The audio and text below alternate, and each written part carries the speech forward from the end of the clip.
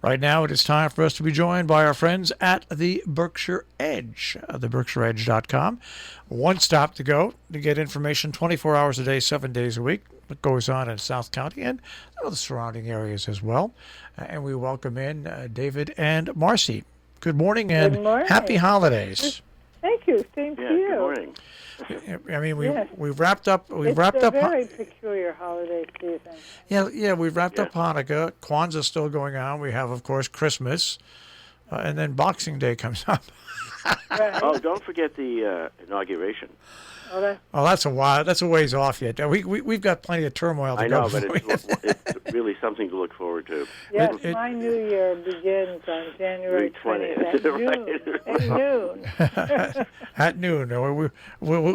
One can hope. Anyways, all right. So now. One can hope. Well, one can hope that it'll be held. Yes, exactly. Well, it's going to obviously be a scaled-down event, anyways, no matter what. So because of COVID-19, but.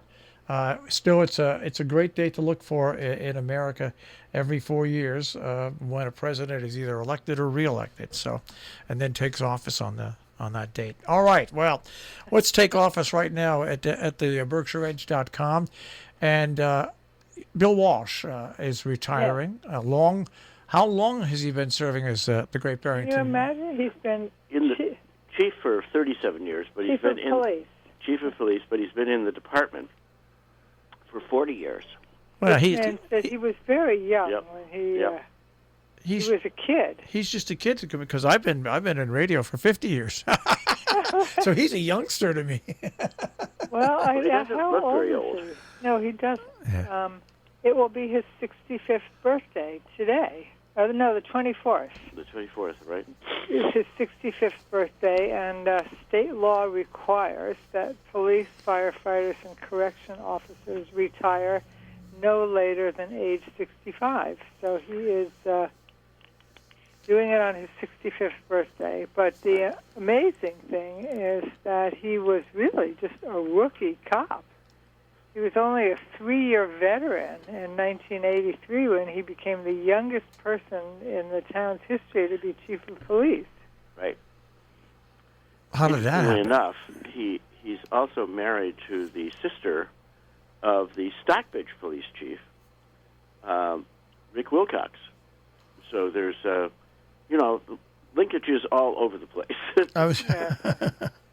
Well, it's nice when somebody puts in that much service to the town. And by the way, at the end of 40 years of service as being in the police department or police chief, have more people like him than don't. I mean, that's something that you have to look at in the evolution of today.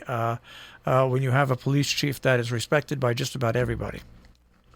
It is, and he. I must say he. One of his, what I remember about him is every afternoon, he would be standing at the corner of Railroad Street and Main Street, on the sidewalk there, which is kind of like the chief was on the beat. I mean, walking the beat, and people he would talk to people. People would walk by, and he would just be a member of the community. Right. He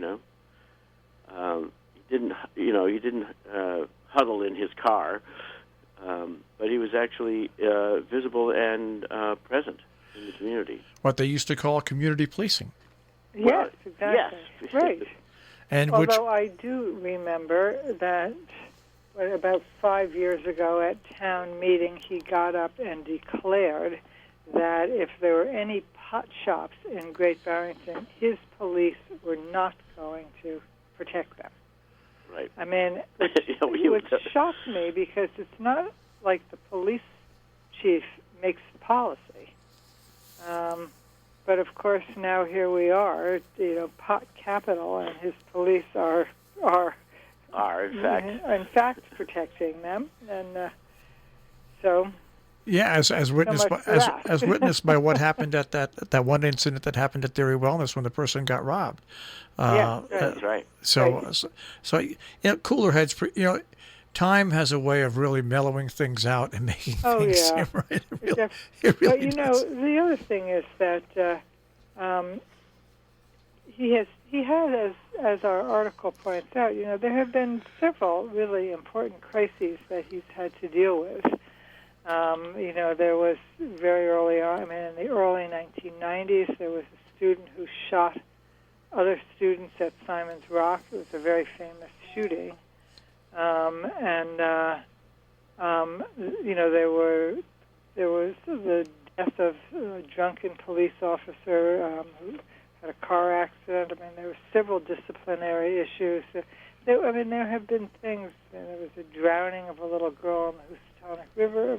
There have been things that he's had to deal with that were painful and difficult. But he's leaving really with a great deal of affection, and the town feels very. Should feel indebted to him for that many years of service. Years. Yeah. You can take a look around. Officer Obie didn't get this kind of farewell. No, he did. He had a song written about him. I don't know. Famous. I don't think Arlo's going to write a song about Bill Walsh. No, I don't think so. At least, not that I know. Well, we could ask him. No, I don't think so. The interim chief is Paul Storty, who is himself a 31-year veteran of the department.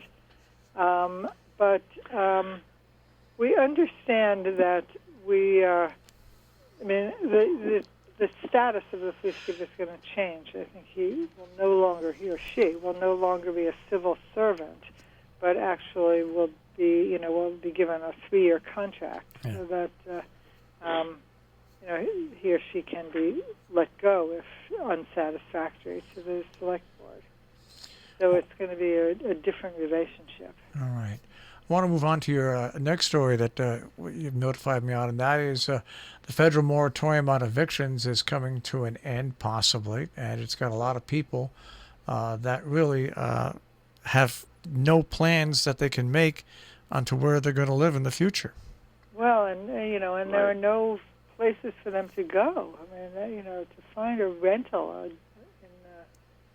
the Berkshires now is very difficult. Any possible place has been rented out to people and the prices are skyrocketing. Yes, they are. So Construct, which is an organization that helps people who are in distress find housing, is really alarmed at what's going to happen here in the depths of winter, too. Yeah, it could be really difficult. I don't know if the new if the new stimulus, the COVID-19 stimulus package, has anything in the extension there. It's only 5,000 pages long because it's mixed in with it may not be signed. Yeah, and it's also mixed in with, this is what really gets me upset. It's mixed in because Democrats and Republicans both have waited so long and they've been pushed. They have to fund the government, so now the COVID-19 help is mixed in with the Omnibus Bill. And now people are looking at this and saying, well, there's money for all these different foreign countries. That doesn't come out of the COVID-19 bill. That's the Omnibus spending bill. Yes, right. It's so confusing right now. And then you're right. And the president, who initially signed off on this, now is not signing off on it. And it's going to be interesting to see what happens. After having provided absolutely no leadership,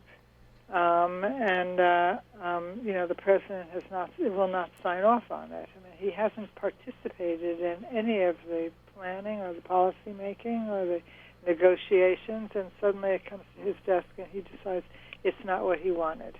Well, nobody knew what he wanted. Well, it's a situation that we have faced before, with spending bills being put off, the can kicked down the road. And then you had COVID-19 on top of it, and it just makes for a horrible situation. It has. But it is amazing, actually, that the Republicans and the Democrats managed to come together to come up with a bill at all. So I think we have to say that government is working. But, we had a very interesting piece on Monday. We now have a Business Monday section.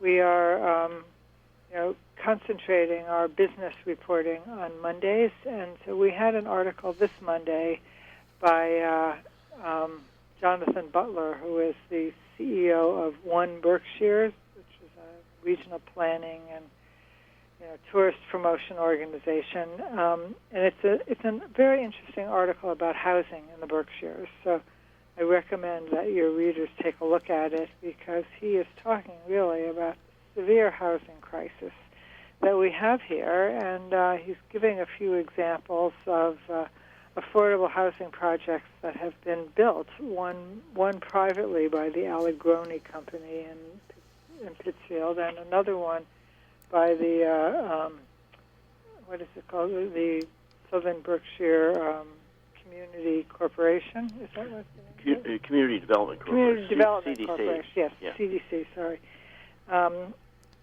And we need many more of these, because it's not only that people right now need places to live, but businesses can't grow if they can't hire people, and if people can't find housing.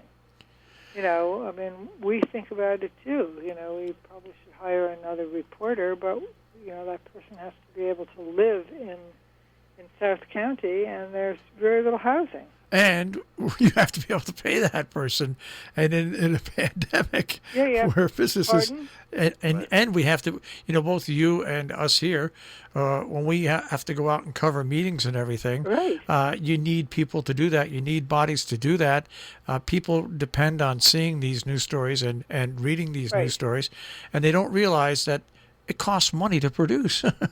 Oh, well, that. Well, I must say we have had a really generous response from our readers. We have been really stressing our need for reader support since the beginning of the pandemic, and we've gotten very encouraging response. We're not there yet. No, but at least it costs much more to produce than people think. I mean, everybody thinks, I'm sure the same thing about the radio, the internet. Oh, it's cheap. You don't have to deliver or print. All that is true, but we have plenty of other costs. People should look at our 1099s, which are online, and see that this tiny little radio station costs somewhere in the neighborhood of $500,000 to $600,000 a year to operate. Yes, and this tiny little newspaper, which isn't quite up to $500,000 or $600,000, but approaching it. Yeah, it's not an inexpensive thing to do, and that's why more people and that's why businesses are closing down, and newspapers and radio stations are combining, because it's just a lot of work and there's not a lot of profit in it. So profit. We'd be happy to stem the lawsuits. All right, let's move on but to. Anyway, that is not why we're here. That's right. Let's move on to comic relief, as you call the story, the Brown Bridge, which is now once again not green, but what color? Not brown. Not brown. And not green either. And not brown. It's well, I don't know. I mean, maybe we should have. Is it chartreuse? Is it pink? It's. And how long is it going to stay? It's going to be red. Is it? Whatever it is, it's being painted. It was always known as the Brown Bridge, mainly because of the rust. Yeah.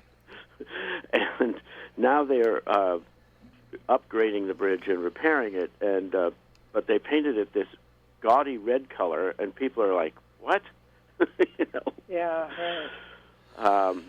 It's kind of an amusing. We have a story by our historian Bernie Drew on the history of the bridge and its various colors. It has a very colorful history. Well, he calls it the Scarlet Bridge. You would figure in Great Barrington someone would do a paint job on it like a tie-dye. Oh, right. Hey, you know what? That's an idea. You know what? Maybe we should run a contest. That's right. About what color it should be. Amazing. And who would be willing to do it? I mean, we have. Remember that years ago, there was the Railroad Street Youth Project, where young people who were given brick walls in alleyways to paint these wonderful murals on. Well, now we have a bridge. They could try that. There you go. What do you Right. think? Anything's possible. Right. Well, so Right. I think we've come up with something here. I know the state won't agree with it, but No, heck, let's say what, who cares about the state, right? Well, they don't have any artistic sensibility. No, they that's the certainly problem. don't. Look what they did to our main street. Anyway, so all in the name of progress, my dear. All in the name of progress. Oh, progress, right. All right. Let's speak about the Berkshire Innovation Center. yeah, so this is This is really interesting. This is also on our business Monday, but this is a kind of heartwarming little story. It seemed that Berkshire Medical Center was alerted that it was going to be getting doses of vaccine, and it suddenly realized that those doses have to be stored at minus 70 degrees, and they had no facility for storing it. When suddenly, from across town, the executive director of the new Berkshire Innovation Center realized that they had one of those refrigerators that goes to minus 7, actually goes even further. It goes to minus 86, I think. And so he called the hospital and delivered this refrigerator over to them. And they were in business, and they started vaccinating people. So it's as our reporter says, I mean, these things take teamwork and sometimes a little luck. And this is really good luck because the hospital had ordered a refrigerator, but it hadn't come yet.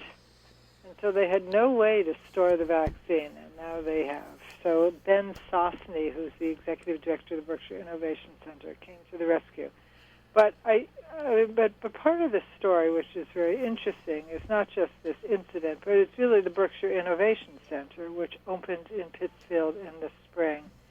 And I don't know that it's gotten as much attention as it should have, but this is a new organization that is intended to provide regional manufacturers and STEM businesses, science, technology, and mathematics, TEM, to provide them with advanced R&D equipment, state-of-the-art lab and training facilities, and collaboration opportunities with research partners, and also internships and apprenticeship programs. So this is a very exciting organization that's intended to try to incubate and support innovative new technology businesses in the Berkshires.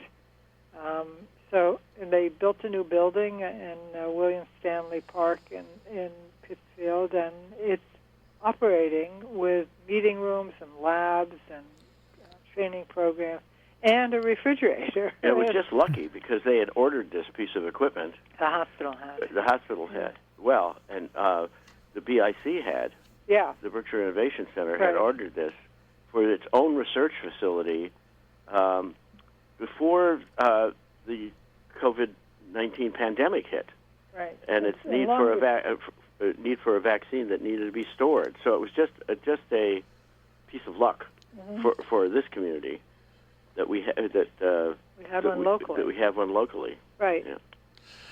That's a great story, and but that goes along with the word innovation. When people are innovative and entrepreneurial, it's amazing how things automatically seem to pop up, and really it's the result of a lot of hard work, investigation that leads to that. So that's it's also, I mean, it is a sense of community as well, and we should be grateful for that.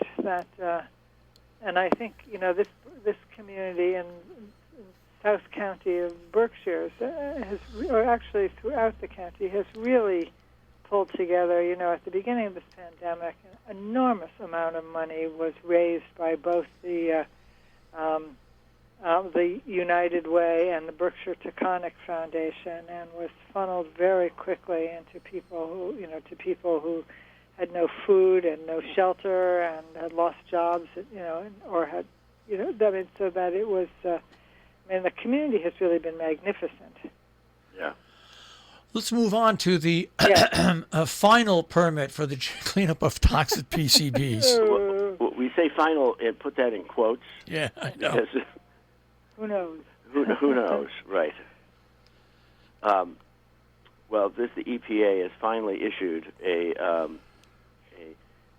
permit for the final. This is supposedly the final revised permit, so that the cleanup of the toxic polychlorinated biphenyls, PCBs, from the Housatonic River that were dumped there many years ago by General Electric from its transformer operations in Pittsfield.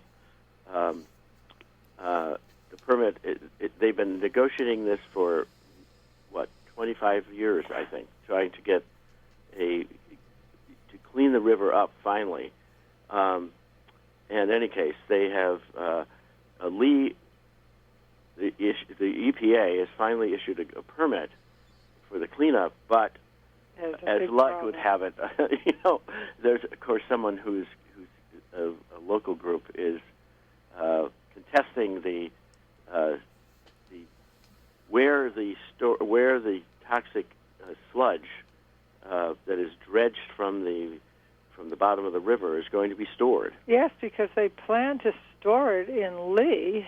They plan to build a little storage hill to put all this toxic waste, and the local people are saying this is going to leach right into our land and into our water supply. And, well, in fact, it seems that this happened in Pittsfield. In Pittsfield, there's something called Hill 78, which is near the old General Electric transformer plant, in which, in fact, it was this giant mound of toxic dirt that was covered with a tarp, and that was their way of removing the PCBs from the river in Pittsfield. And this is